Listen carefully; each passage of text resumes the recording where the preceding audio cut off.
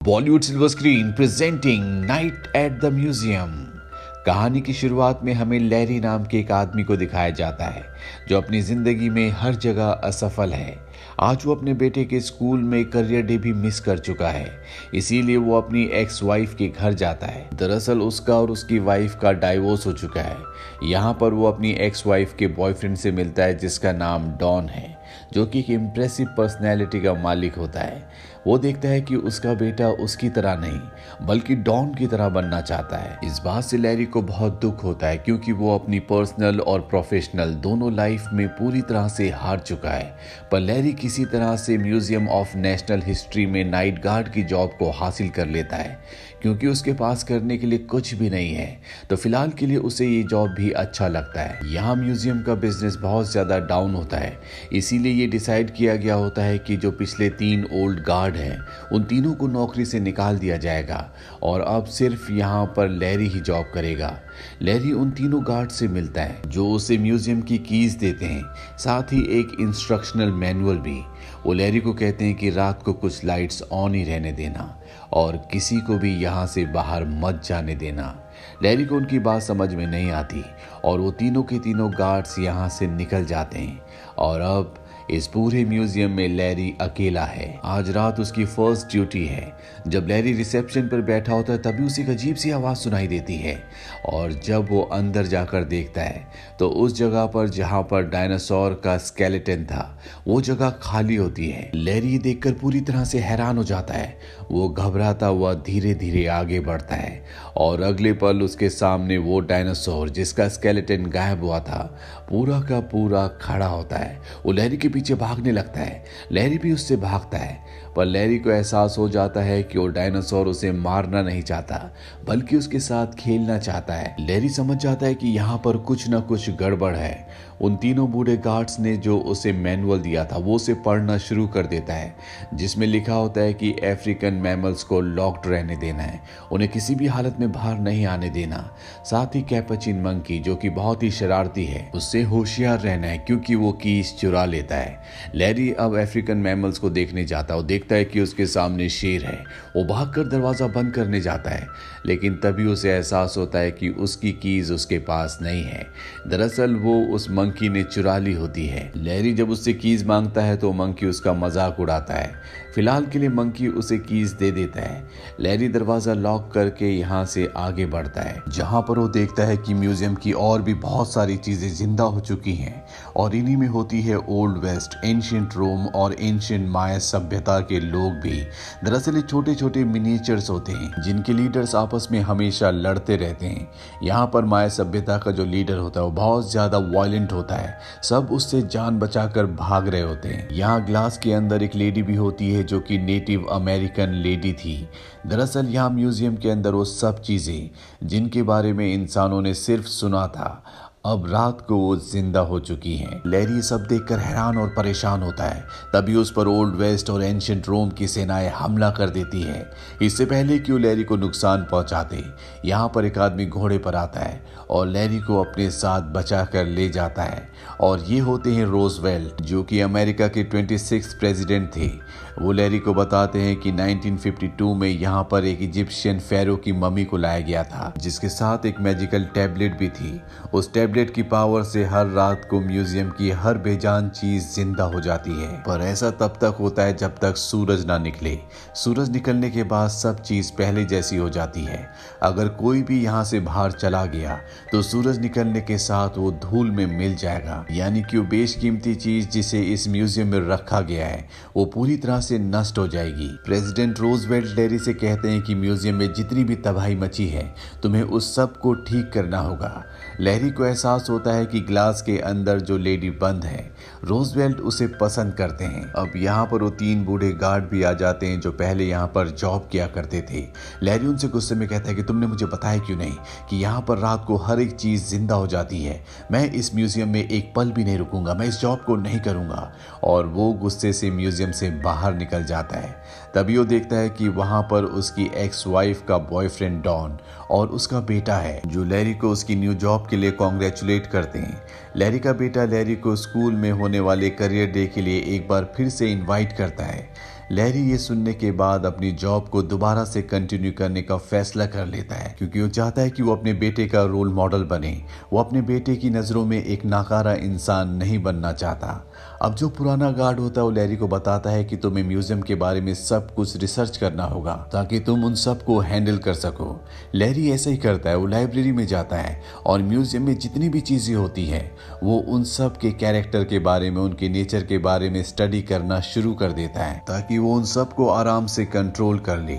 Larry एक बार फिर से नाइट शिफ्ट में जाता है। वो एक रिमोट कंट्रोल वाली गाड़ी में एक हड्डी को बांध देता है ताकि जब भी डायनासोर जिंदा हो तो वो उस हड्डी के पीछे भागे और लैरी को खेलने के लिए परेशान ना करे। वहीं वो उन जंगली आदमियों को जो आग जलाने की कोशिश करते हैं उन्हें एक लाइटर दे देता है, जिससे वो बहुत खुश हो जाते हैं। वो अपने आसपास यहाँ तक कि अपने बालों में भी आग लगा देते हैं, लेकिन लैरी उनकी आग को बुझा देता है। तभी मंकी लैरी की कीज को एक बार फिर से चुरा लेता है और एक विंडो भी खोल देता है। वहीं लैरी को दिखाया जाता है जो ओल्ड वेस्ट और एंशिएंट रोम के जो लीडर्स हैं उनकी लड़ाई को आपस में सुलझा रहा होता है, लेकिन वो चाहकर भी इन्हें कंट्रोल नहीं कर सकता। तभी लैरी देखता है कि एक जंगली इंसान मंकी से कीज लेकर खिड़की से कूद जाता है। लैरी उस जंगली इंसान को वापस बुलाने के लिए खिड़की के पास भागता है। तभी सूरज निकल जाता है और वो जंगली इंसान धूल में बदल जाता है। अब यहाँ पर सड़क साफ करने वाली गाड़ी आती है और उस जंगली इंसान की धूल को लेकर यहाँ से निकल जाती है। अब रात को क्योंकि म्यूजियम में आग लगी थी, इसीलिए म्यूजियम का जो सीनियर ऑफिसर होता है वो लैरी को उसकी जॉब से निकाल देता है। यहाँ पर लैरी का बेटा भी अपने दोस्तों के साथ म्यूजियम आया होता है और वो इस बात को सुन लेता है, जिससे लैरी के बेटे को बहुत ज्यादा हताशा होती है। पर लैरी भी इस जॉब को किसी भी कीमत पर छोड़ना नहीं चाहता।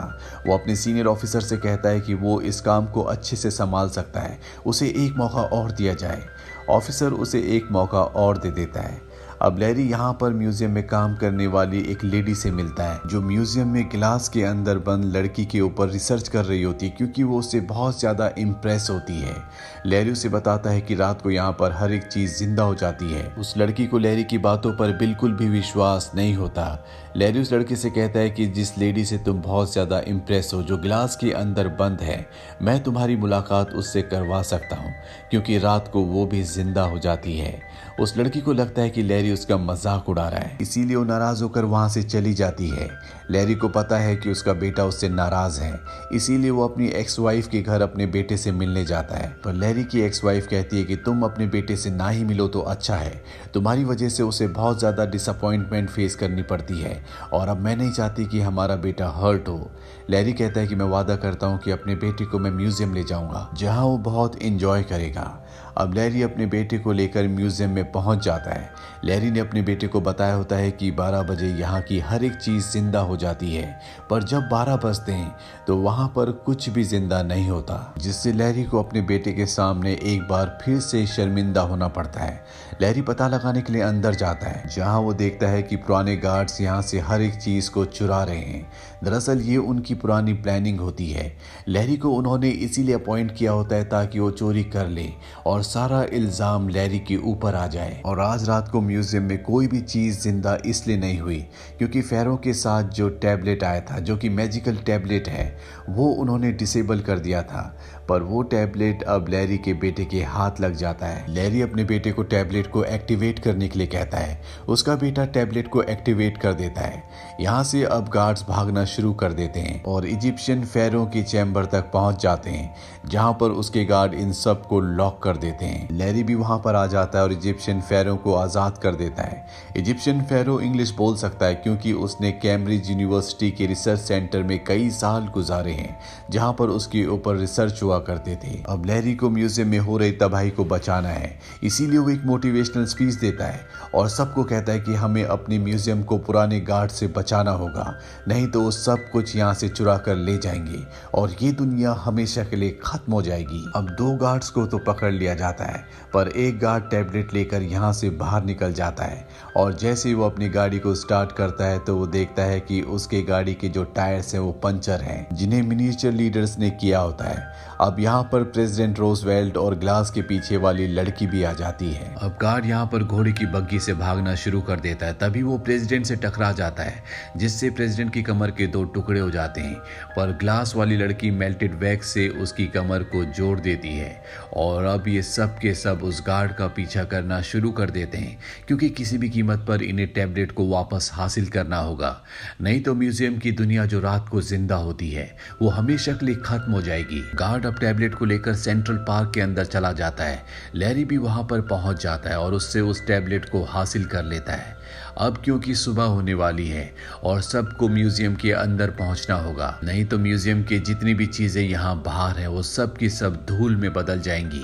सब के सब म्यूजियम की तरफ भागना शुरू करते हैं। तभी वही एम्प्लॉय जिसे लैरी ने म्यूजियम के बारे में सब कुछ बताया था कि रात को म्यूजियम की दुनिया जिंदा हो जाती है, वो इन सबको भागते हुए देख लेती है। उसे समझ में आ जाता है कि लैरी ने उसे जो भी कहा था वो सच था।